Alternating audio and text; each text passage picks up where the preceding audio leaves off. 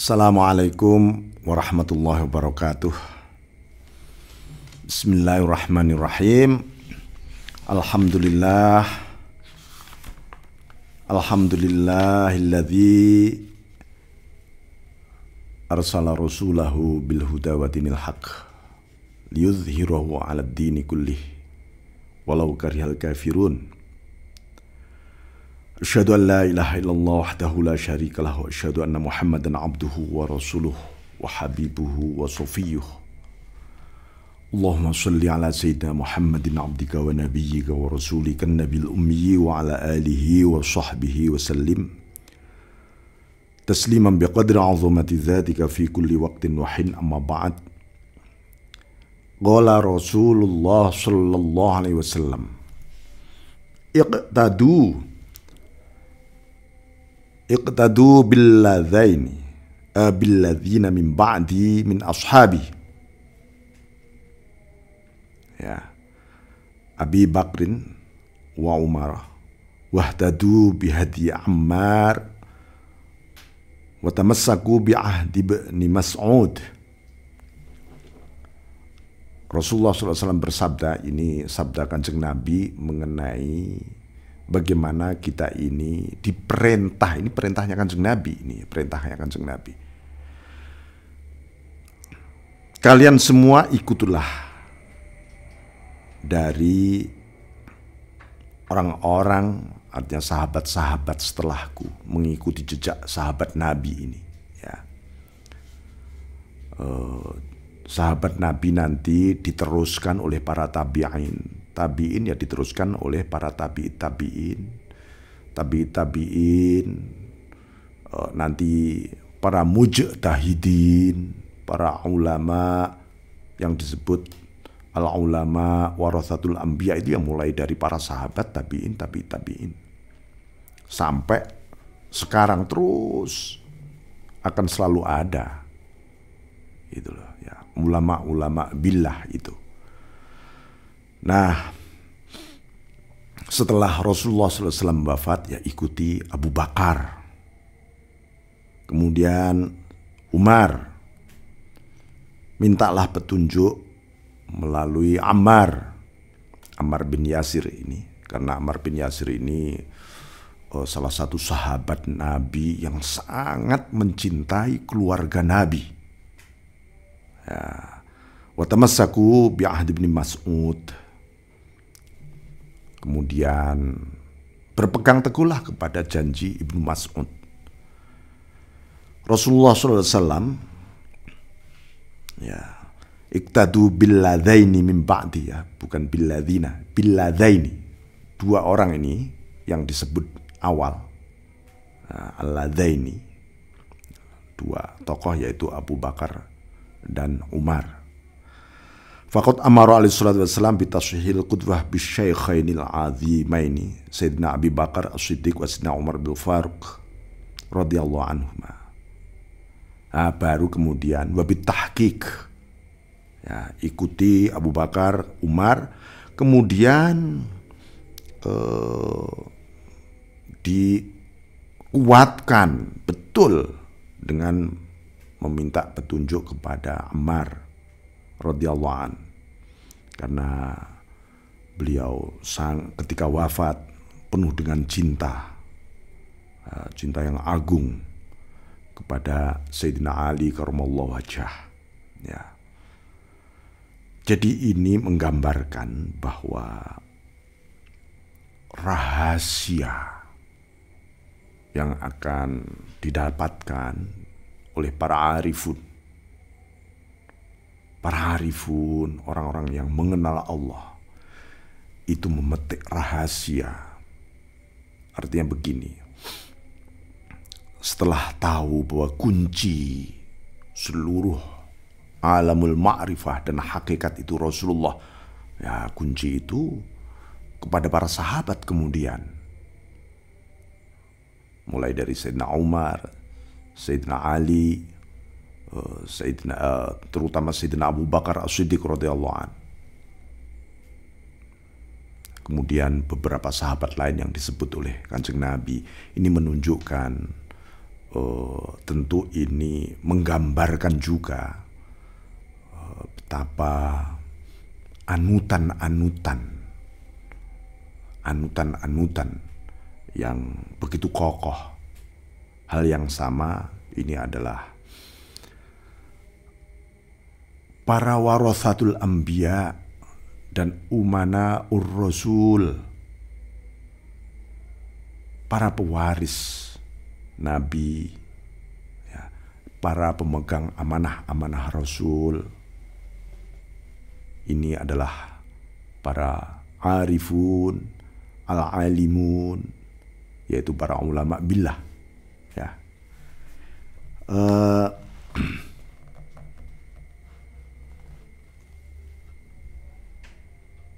Jadi ini gambaran mengenai bagaimana seseorang itu untuk menempuh sebuah kebenaran yang, dan bagaimana mewujudkan kebenaran itu bukan sekedar oh ya ini benar, bukan, tapi hakikat kebenaran yang harus dimawujudkan, dimanifestasikan dalam kehidupan sehari-hari. Itu harus tetap kita mengikuti pandangan-pandangan yang mengenal Rasulullah SAW. Ya. Para sahabat Nabi banyak yang menjadi ulama billah. Nah, itu yang harus kita ikuti. Maka seseorang seorang hamba itu harus mengikuti jejak-jejak para pewaris Nabi tadi. Supaya apa? Supaya kita bisa memegang teguh apa janji kita ini loh. Begitu manusia itu beriman, sebenarnya kita sedang mewujudkan janji kita dengan Allah. Karena di zaman azali, kita itu di zaman fitrah, ya, kita itu berjanji, alastu birabbikum qalu bala syahidna. Jadi Allah ketika bertanya, aku ini Tuhanmu bukan? Mereka semua menjawab, benar, engkau Tuhan kami. Dan kami musyahadah, kami menyaksikan. Ini bentuk sebuah perjanjian universal yang primordial di zaman azali, yang harus kita wujudkan saat ini. Nah, untuk mewujudkan janji ini, memang manusia gak ngerti ini. Ya harus mengikuti jejak orang-orang yang memegang janji tadi dengan kuat. Para sahabat-sahabat yang sangat dicintai oleh Rasulullah SAW. Jadi fa inna man ihtada bihadi Muhammadin sallallahu alaihi wasallam waqtada bih wa tamassaka bi ahdi aqbala Allah wa arada an khairi. Jadi orang yang mengikuti petunjuk Kanjeng Nabi, mengikuti jejak beliau, memegang teguh janjinya ya dengan Allah dan Rasul itu, maka dia sebenarnya sedang menghadap Allah dan dia akan menepiskan yang lain.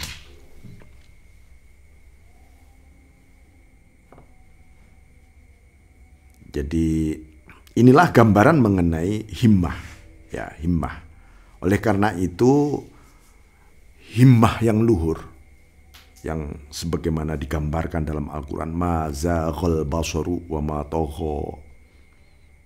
Mata hati tidak akan pernah menipu dan tidak akan pernah menjadi pengecut.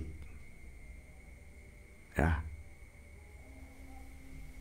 Karena itu seorang hamba tidak akan pernah terjebak hidupnya oleh pandangan mata kepalanya. Karena apa? Mata hatinya senantiasa terbuka dan melek dengan seluruh kebenaran. Nah, inilah para arifun melampaui dunia kemudian. Melampaui dunia. Dia lampaui juga akhirat. Karena di balik apapun yang ia pandang, hanya hadirnya Allah di balik semuanya.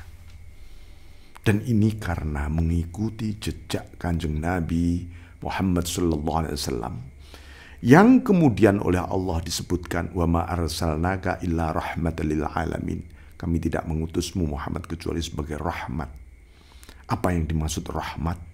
Rahmat adalah terbukanya mata hati untuk memandang, merespon, menyiapkan diri menjadi limpahan-limpahan hidayahnya Allah. Nah, itu yang dimaksud rahmat yang sesungguhnya. Sehingga ketika melihat kehidupan manusia, kehidupan alam ini, di balik ini semua ada hadirnya Allah. Kenapa ini carut marut ini dunia? Karena mereka kehilangan Tuhan. Mereka kehilangan intensitas, sensitivity, sikap sensitif, kepekaannya kepada Allah di balik kehidupan ini. Karena kehilangan itu, lalu mereka berdiri sendiri-sendiri dengan egonya masing-masing. Terjadilah sebuah konflik, pertarungan, bahkan peperangan, destruksi. Itu. Nah, ini semua akan tampak jelas dari alamul malakut. Ya, alamul malakut. Jadi malaikat itu kenapa bisa memprediksi, ya Allah, kenapa engkau jadikan ini khalifah? Manusia yang memiliki hobi menghancurkan bumi dan menumpahkan darah. Maksudnya apa? Manusia, para arifun yang memasuki dimensi malakut saja, itu bisa dibuka oleh Allah situasi hawa nafsunya.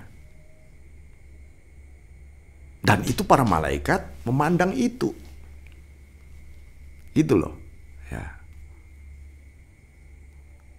Saya cenderung mengatakan, ya, Nabi Adam itu tetap manusia pertama yang diciptakan oleh Allah.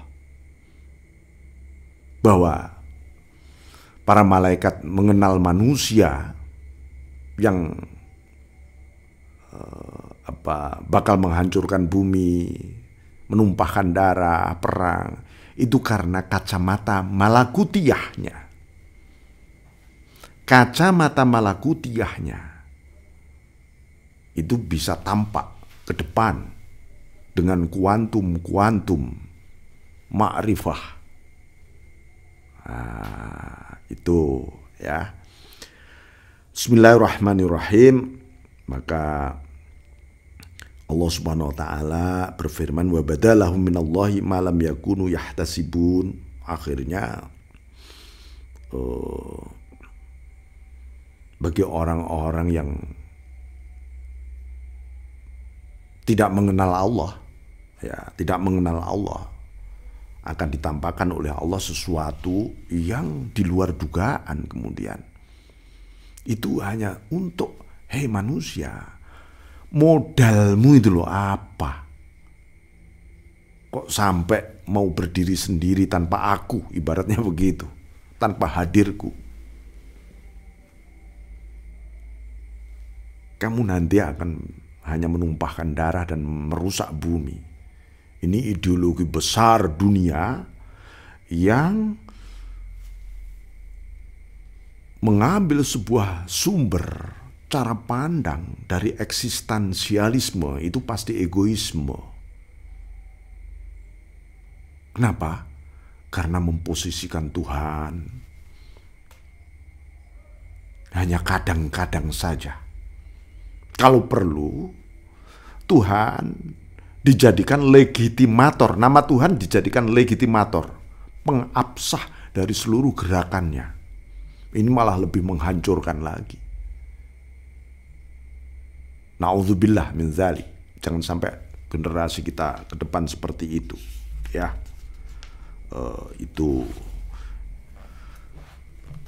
Itu bagian dari yang diprediksi malaikat tadi. Ya. Nah, makanya suatu ketika Nabi Isa alaihissalam berkata, "Tuba li rajulin dzakarallah wa lam yadhkur illallah." Betapa eloknya ada seseorang yang mengingat Allah, dan ketika mengingat Allah tidak mengingat yang lain, ya kecuali Allah saja. Kenapa kalimat Nabi Isa ini? Karena ketika orang mengingat Allah, lalu ada dunia, ada nafsu, ada selain Allah ikut turut campur di situ, dia tidak lagi bisa mengingat Allah nanti. Yang diingat adalah kepentingan duniawi tadi. Maka nanti akan kita bahas di dalam filsafat zikir atau filosofi zikir, bagaimana sih sebenarnya zikir yang benar ini. Gitu. Wa tuba li rajulin khasyallah wa lam yakhsha illallah. Betapa elok orang yang takut dan cinta kepada Allah dan tidak takut dan tidak cinta kecuali kepada Allah. Ya. Wa tuba li abdin sa'alallah wa lam yas'al illallah. Betapa elok dan indah orang yang meminta kepada Allah dan tidak meminta kecuali kepada Allah. Makanya kalau ada permintaan kepentingan apapun yang baik bagi dunia dan akhirat, minta, tempatnya diminta, disual, didoa, mohon kepada Allah. Bismillahirrahmanirrahim. Ini semua menggambarkan tentang hasrat dan cita para arifun billah. Ya. Jadi hasrat mereka, himamul arifin muttasilatun bi mahabbatir rahman. Bahwa cita-cita para arifun itu memang connecting, tidak pernah lepas dari rasa cinta kepada Ar-Rahman, kepada Allah yang Maha Rahman. Ini artinya apa? Ketika para arifun mencintai yang lain, itu akibat pantulan cahaya rahmaniyahnya Allah tadi. Nah, ini kembali menjadi rahmatan kemudian lil alamin, itu seperti itu. Wa qulubuhum nadhiratun ila mawadhi'il is minal aziz. Hati mereka senantiasa memandang tempat-tempat mulia. Tempat-tempat mulia itu maksudnya minal aziz. Tempat mulia itu bukan sesuatu yang physically ini. Tempat mulia ini adalah kemuliaan-kemuliaan ilahiyah. Itu yang dia pandang.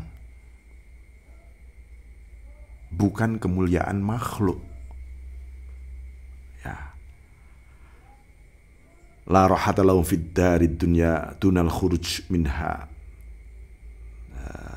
Maka tidak ada tempat istirahat sebelum dia meninggal. Bagi para harifun, dia akan sibuk terus.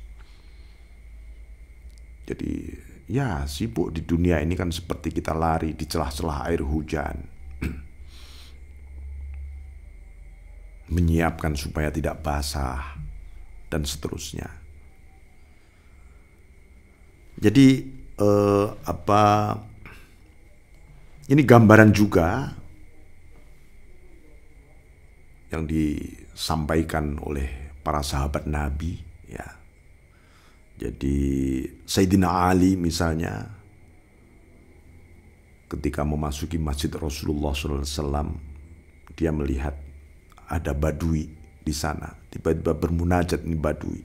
Ilahi uridu minka syuaiha. Oh Tuhan, sebenarnya aku hanya kepingin mengincipi sesuatu kesenangan sedikit saja darimu. Maksudnya, jangan terlalu banyak. Ini bisa menggodaku nanti. Ini badui yang arif billah.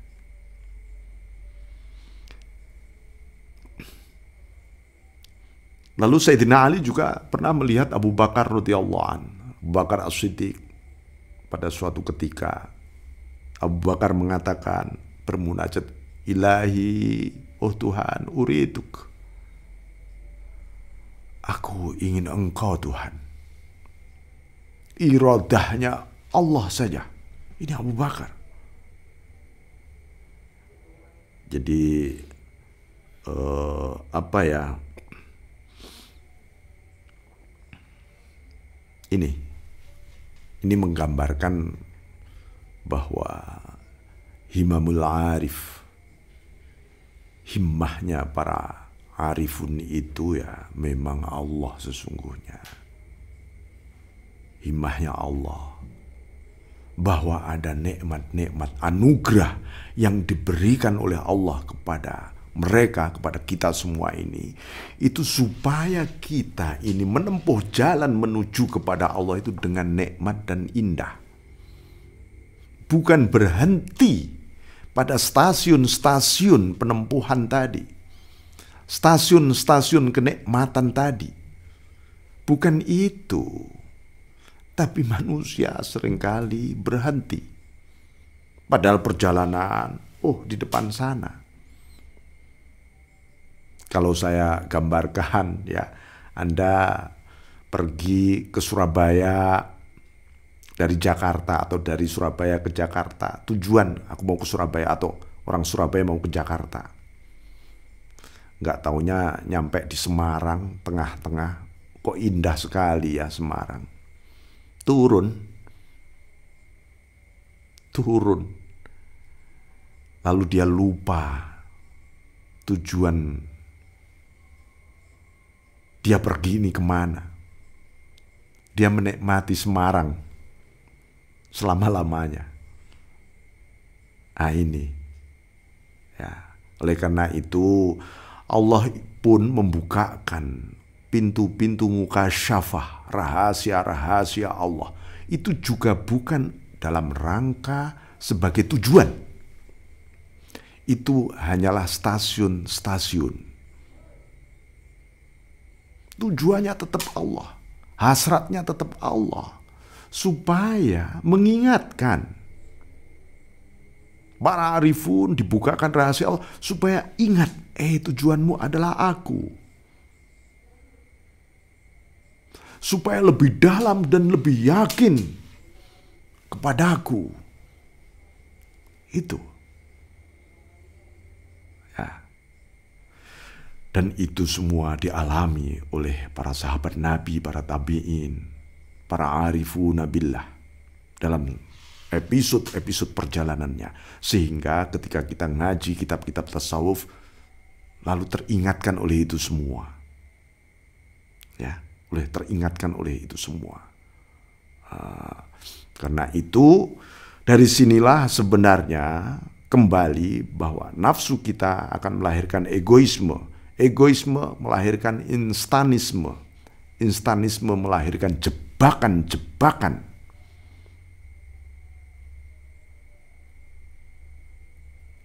Yang orang nantinya akan dibuka oleh Allah lalu dia menyesal selama-lamanya. Nah itu ya. Bismillahirrahmanirrahim.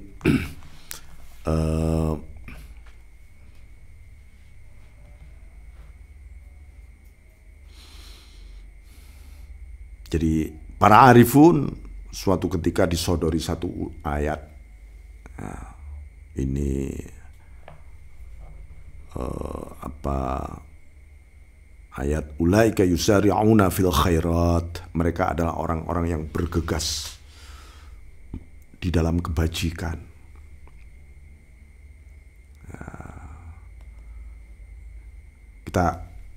Sering ini kita dengar fastabiqul khairat, fastabiqul khairat, fastabiqul khairat.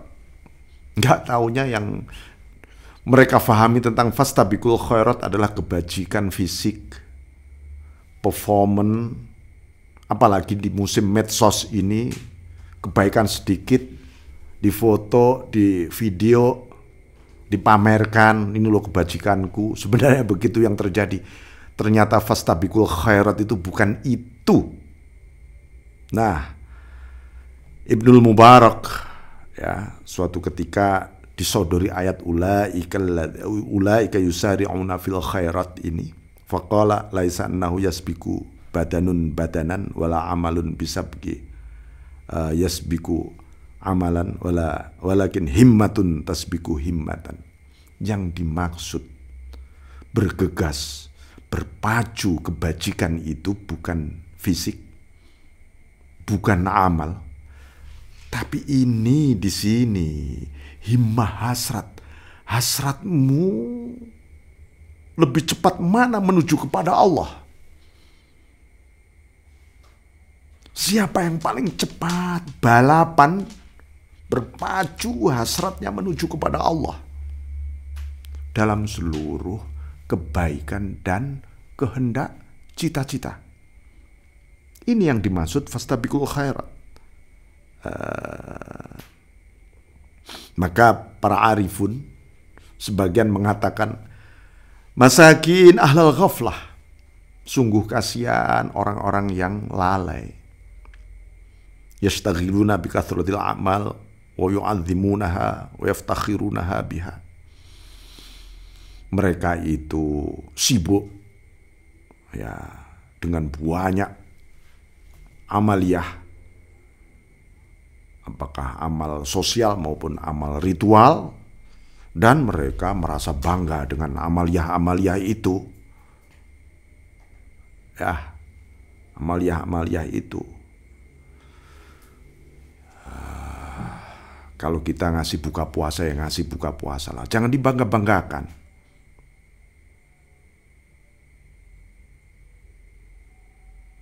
Ya. Walau anna ahlal ma'rifati amilu a'mala ahli samawati wal ard minal azal ilal abad kana dzalika ashur wa ahqaru fi a'yunihim min khardalin fis samai wal ard. Kalau ya para ahli ma'rifah melakukan amaliyah seperti amaliyahnya seluruh penghuni langit dan penghuni bumi, dari mulai azali sampai abadi, itu pun bagi ahlul ma'rifah, para arif, itu tetap saja amalnya tak lebih dari sebesar atom, sebesar nuklir, kecil banget. Lah itu kok kita bangga-banggakan itu apa? Ya.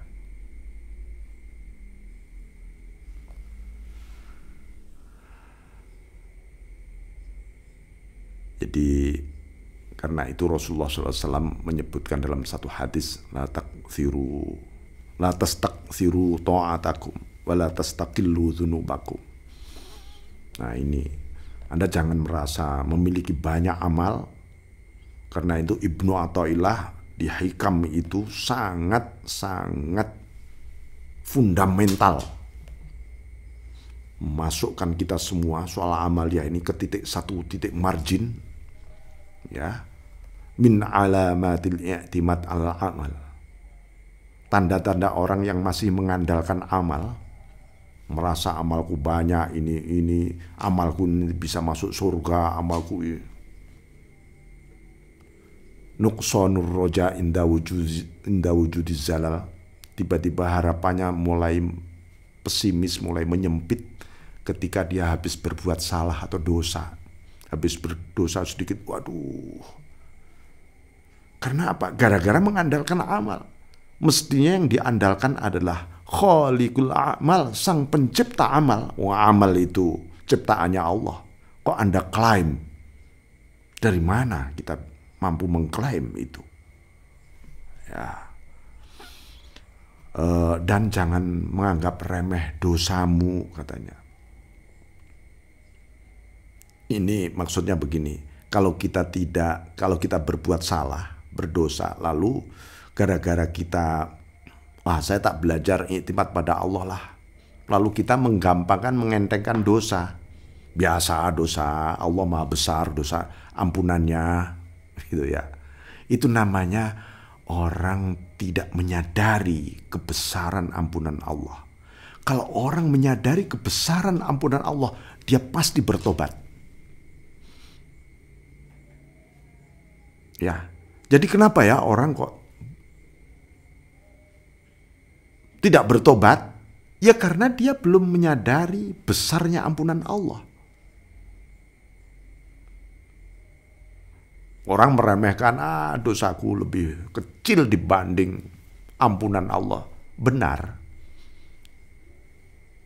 itu. Tapi itu pada saat yang sama dia sedang terhijab dari ampunan sebenarnya orang itu. Na'udzubillah. Ya, jadi demikian saudara sekalian, walafu minkum. Wallahu muwaffiq. Assalamualaikum warahmatullahi wabarakatuh.